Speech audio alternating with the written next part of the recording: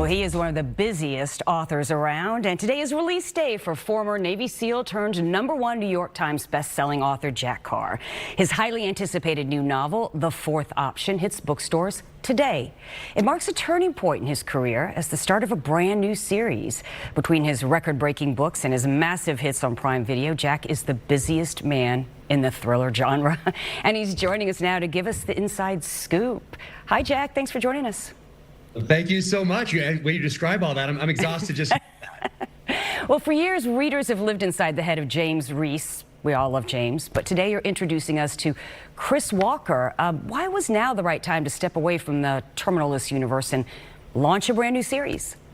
That's right. Well, from the fan perspective, I grew up reading books by people like Tom Clancy, Nelson DeMille, A.J. Quinnell, J.C. Pollack, Mark Olden, all these masters in the art of storytelling. And Tom Clancy in particular, I noticed his career move from, let's say, Hunt for Red October to Red Storm Rising to Patriot Games to Cardinal of the Kremlin. Then in the early 90s, he branches off into nonfiction series and into co-written thriller series. And I think that's because it takes a very long time to write a book. And some guys can do 2 a year, guys like John Grisham and Michael Connolly, because I think their kids are a little older and maybe out of the house at this point. So, but for me, who's still in the thick of it with our kiddos, 1 a year is a lot, especially when you go into the detail that I do in my novel. So I realized if I wanted to bring this book with Chris Walker out there into the wild, that I was going to need to collaborate with someone and branch off into that co-written thriller space. So I tracked down MP Woodward, who's a former naval intelligence officer, and asked if he'd like to collaborate on this idea that I've had brewing since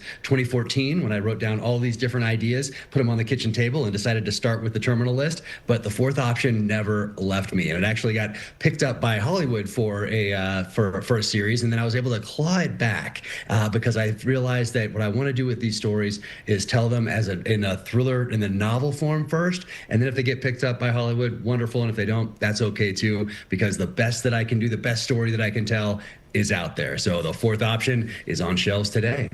So what was it like collaborating with another person? How did that work? You trade chapters, one of you wrote it and then the other edited. Tell us how that worked. Yeah. Well, I've had a little experience with that in the nonfiction space. I had a book called Targeted Beirut come out about 1.5 years ago that focuses on 1983 Beirut, specifically on the Marine Beirut barracks bombing in October of 1983. So I've collaborated before. That is James Scott, Pulitzer Prize finalist, historian, amazing guy. We're working on our next one right now that should come out in early 2027. But this was my first time doing it with a thriller where you just make everything up. And I think depending on who you collaborate with, it'll be different every time because you have 2 different personalities, 2 different backgrounds coming together. So I don't have a model or a formula for it, like maybe a James Patterson might. So this one was already very well established and baked in a 40-page PowerPoint presentation I put together in 2021, where I had actors attached to different characters, and I had the city of New Orleans as the backdrop, kind of like a mood board out there to set the tone and the story already outlined to a large extent. And then I sent that to MP Woodward, and we went back and forth for about 4 or 5 months on that outline and dialed that in and got that to a place where we both loved it. MP Woodward went out to New Orleans, did some on-the-ground research out there because I was still writing my last book, Cry Havoc, on 1968 Vietnam.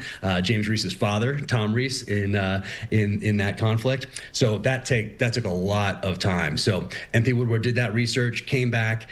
We worked on that outline a little more, refined it a bit more.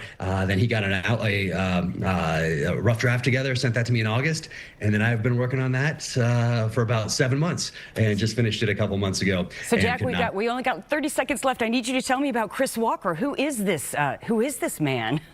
Well, I wanted to differentiate him from James Reece, the protagonist of the Terminal List series. So whereas James Reece was a family man, Chris Walker is an orphan. This is a stranger comes to town narrative, my take on that Western mythology that we're so familiar with. And I grew up watching shows with my dad like Have Gun Will Travel. So which is a 1950s, 1960s Western. And this is my modern interpretation of that, with drops of Shane, High Plains Drifter, Pale Rider, Magnificent Seven in there as well. But instead of jumping on his horse, Chris Walker gets in his old 1980s Westy Volkswagen bus pop-top camper with his Belgian Malinois dog and travels across the country to New Orleans to bring justice to that town. So it's the stranger comes to town narrative in its modern form through my lens. Very interesting base of operations there you've created.